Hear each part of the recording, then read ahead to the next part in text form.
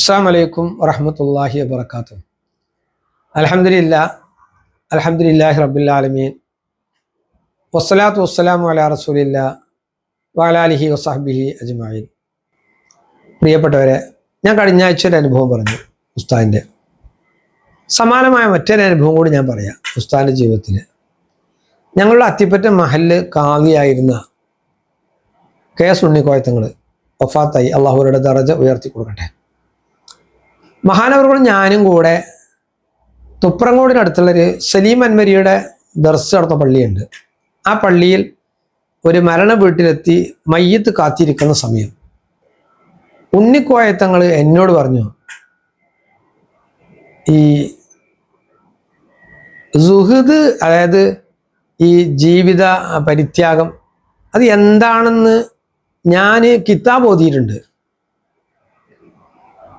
ഉസ്താദ്മാരത് കേട്ടിട്ടുണ്ട്. പക്ഷെ ശരിക്കും ഞാൻ പഠിക്കുന്നത് അത്തിബുൽ ഉസ്താദിൽ നിന്നാണ്, നിങ്ങൾ ഉപ്പയിൽ നിന്നാണെന്ന്. എന്നിട്ട് ഉണ്ണിക്കോയത്തങ്ങൾ എന്നോട് പറഞ്ഞ അനുഭവം,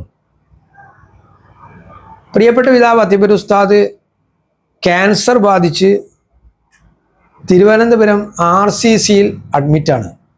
ഉണ്ണിക്കോയത്തങ്ങൾ മകൻ ഇസ്മായിൽ കോയത്തങ്ങളെ വിളിച്ചിട്ട് പറഞ്ഞു, മകനെ, നമുക്ക് അത്തിബുൽ ഉസ്താദിനെ പോയി കാണണം.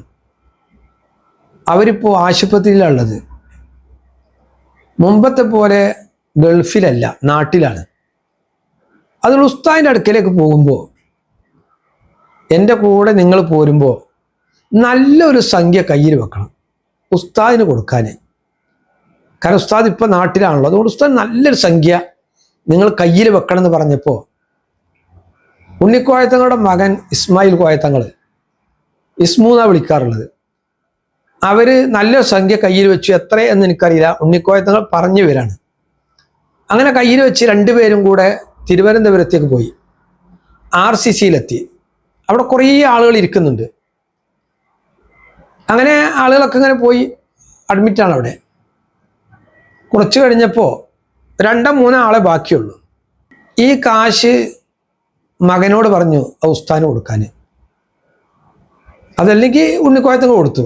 രണ്ടായാലും കൊടുത്തിട്ട് ഉസ്താദിനോട് പറഞ്ഞു, നേരത്തെ വല്ലപ്പുഴക്കാരൻ പറഞ്ഞ പോലെ തന്നെ ഇത് ഉസ്താദിനുള്ളതാണ്, ഉസ്താദിന് കുറേ ചിലവുകളുണ്ടല്ലോ, ആശുപത്രിയിലല്ലേ. അപ്പോൾ ഉസ്താദിന് ഒരു പുഞ്ചിരി ഉണ്ട്, എല്ലാവരോടും ഉണ്ടാവും ആ ഒരു ചിരി. ആ ഒരു പുഞ്ചിരി തങ്ങളോട് ഭയങ്കര ഇഷ്ടമായിരുന്നു. ഉണ്ണിക്കോയത്തങ്ങൾ എന്ന് പറഞ്ഞാൽ ജീവന് തുല്യം സ്നേഹിക്കുന്ന ഒരാളാണ് ബഹുമാനപ്പെട്ട ഉണ്ണിക്കോയത്തങ്ങൾ. രണ്ടാളും അങ്ങോട്ടും ഇങ്ങോട്ടും അങ്ങനെ തന്നെയായിരുന്നു. ഉണ്ണിക്കോയത്തങ്ങൾക്ക് ഉസ്താദിനോടും ഉസ്താദിന് ഉണ്ണിക്കോയത്തങ്ങളെയും അത്രയും വലിയ സ്നേഹമായിരുന്നു. ഞാൻ മറ്റൊരു അവസരത്തിൽ പറയാം. ഏതായാലും ഉണ്ണിക്കോയത്തങ്ങൾ പറയാണ്, ആ കാശ് ഞാൻ കൊടുത്തു, ഉപ്പ എനിക്കും കുടുംബത്തിനും വേണ്ടി പ്രാർത്ഥിച്ചു.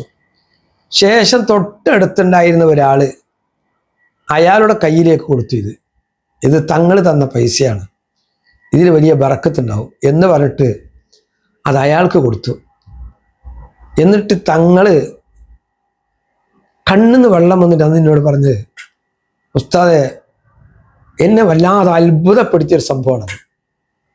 കാരണം ഞാൻ ധർമ്മം ചെയ്യാറുണ്ട്, ഞാൻ ആളുകളെ സഹായിക്കാറുണ്ട്, പക്ഷെ ഞാനത് എത്രയാണെന്ന് നോക്കിയിട്ടേ കൊടുക്കാറുള്ളൂ.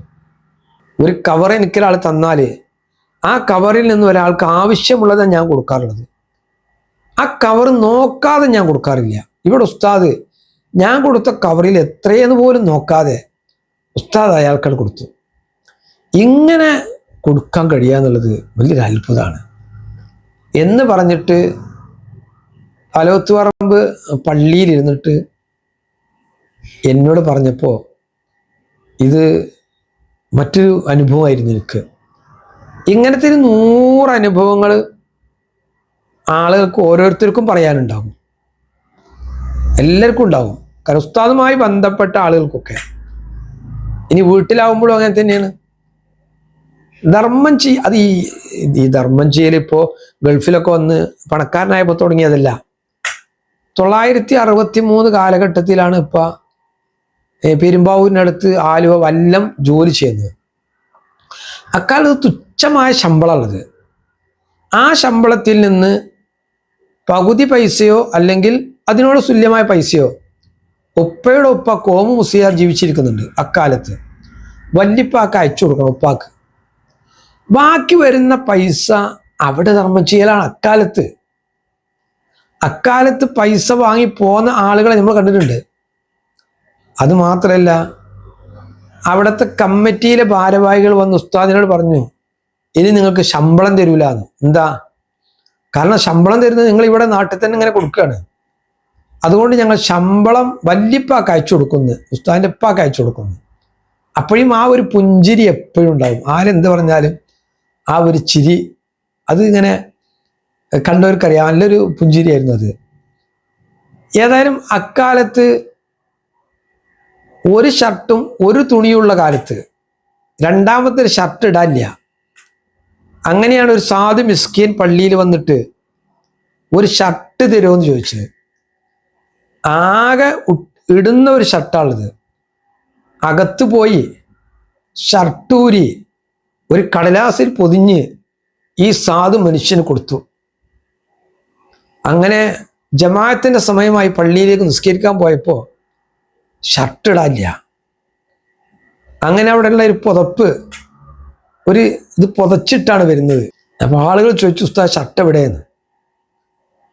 ഇത് ഇന്നും വല്ലത്തുകാർ ഓർക്കുന്ന കുറേ കാര്യങ്ങളാണ്.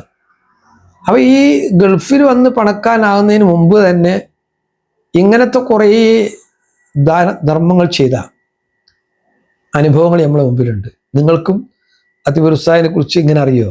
ഇത്തരം അനുഭവങ്ങളുണ്ടോ? ഒന്ന് നിങ്ങൾ ഈ കമൻറ്റ് ബോക്സിൽ നിങ്ങൾ അറിയിക്കണം. നിങ്ങളിത് എല്ലാവർക്കും ഒന്ന് ഷെയർ ചെയ്ത് കൊടുക്കും വേണം. ആളുകളൊക്കെ നല്ല ധർമ്മം ചെയ്യുന്നവരാട്ടെ, ആളുകളൊക്കെ പാവപ്പെട്ടവരെ സഹായിക്കുന്നവരാട്ടെ. നമ്മുടെ ചുറ്റുഭാഗത്തുള്ള അയൽവക്കത്തുള്ള ഒരുപാട് ആളുകൾക്ക് നമ്മളെ കൊണ്ട് ഒരുപാട് ഉപകാരം കിട്ടട്ടെ. അള്ളാഹു ധർമ്മിഷ്ഠരെ കൂട്ടത്തിൽ സിദ്ദീഖ് റളിയല്ലാഹുവിനെ പോലെ, ഉസ്മാൻ അഫ്ഫാൻ റളിയല്ലാഹുവിനെ പോലെ അവരൊക്കെ ധർമ്മം ചെയ്ത ആ പാതയിൽ നമുക്കും നല്ല ധർമ്മം ചെയ്യാനൊക്കെ അള്ളാഹു തൗഫീഖ് നൽകട്ടെ. അസ്സലാമു അലൈക്കും വറഹ്മത്തുള്ളാഹി വബറകാതുഹു.